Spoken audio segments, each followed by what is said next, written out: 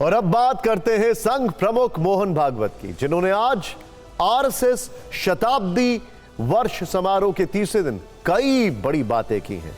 सवाल जवाब के सेशन में हर उस मुद्दे पर जवाब दिया जिनके बारे में संघ के विचारों को देश जानना चाहता था।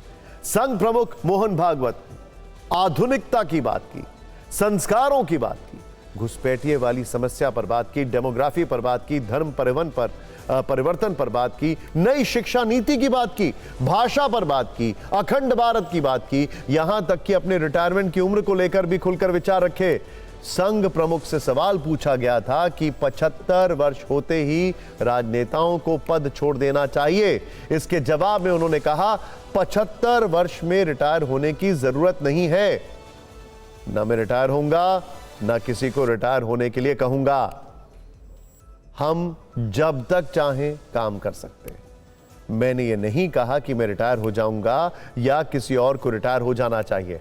हम जिंदगी में किसी भी समय रिटायर होने के लिए तैयार हैं और संघ हमसे जिस भी समय तक काम कराना चाहेगा, हम संघ के लिए उस समय तक काम करने के लिए भी तैयार हैं।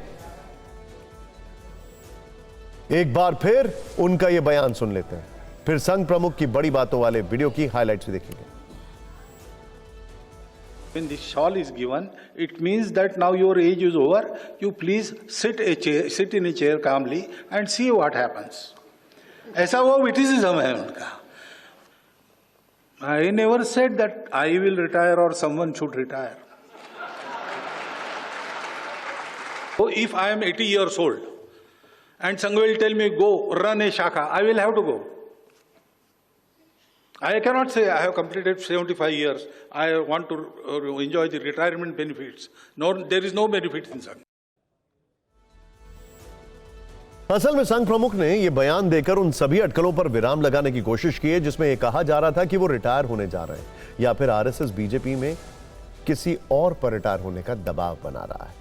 लेकिन मोहन भागवत ने इसके अलावा भी कई ज्वलंत मुद्दों पर संघ की विचारधारा देश को बताई। सवाल जवाब के सेशन में अगर उनके बयानों के बिग पॉइंटर्स को देखें तो, अब ध्यान से देखेगा बात, अगर आपने ये पूरा सेशन मिस किया तो उसकी एक एक डिटेल कुछ पॉइंटर्स में उन्होंने केंद्र सरकार और संघ के बीच मतभेद की अटकलों पर कहा, मतभेद हो सकते हैं लेकिन हमारे बीच मनभेद नहीं होते। बीजेपी अध्यक्ष चुने जाने में देरी पर बोले, हम तय करते तो इतना समय लगता क्या? Take your time. सब कुछ संघ तय करता है, यह बिल्कुल गलत है। अवैध घुसपैठियों पर कहा, रोक लगनी चाहिए। अपने देश का रोजगार अपने देश के लोगों को मिलना चाहिए। घुसपैठियों की नौकरी और धंधे हमारे देश के मुसलमानों को भी प्रभावित करते हैं। डेमोग्राफी पर चिंता जताते हुए बोले, जब डेमोग्राफी बदलती है तो देश का विभाजन होता है। जन्म दर पर कहा, बच्चे 3 होने चाहिए और उससे अधिक नहीं होने चाहिए।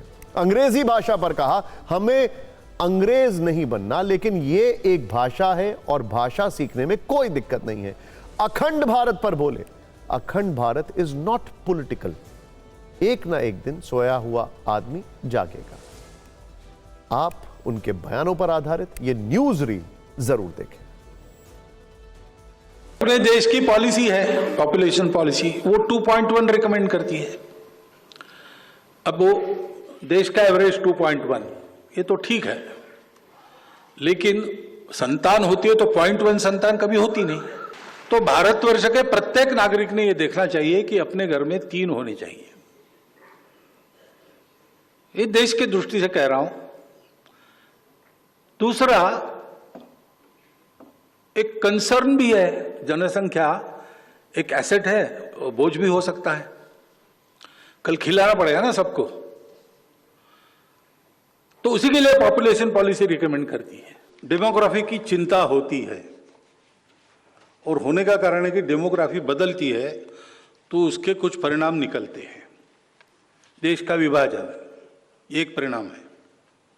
मैं केवल भारत की बात नहीं कर रहा हूं, टिमोर हो गया इंडोनेशिया में। सर्वत्र सब देशों में डेमोग्राफिक इम्बैलेंस की चिंता रहती है। लेकिन ये चिंता भी क्यों उत्पन्न होती है कि संख्या से ज्यादा इरादा क्या है, इसके बारे में शंका रहती है मन में। रिलीजन अपना अपना चॉइस है, जिनको जिस रिलीजन में जाना है, जबरदस्ती गए वापस आना चाहते हैं, आओ अपने मन से आओ, लोभ लालच जबरदस्ती नहीं। लेकिन ये होता है तो इसको रोकना, ये करना पड़ेगा।